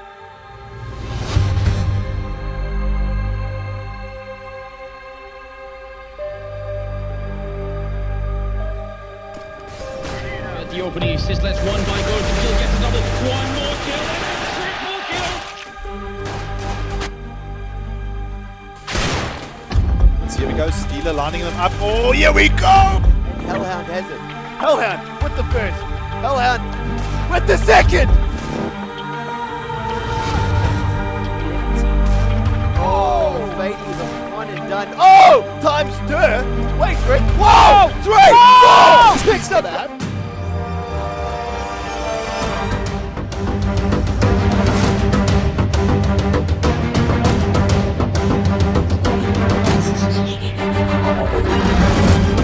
That's support Vader as well, picking up the quick. Wow!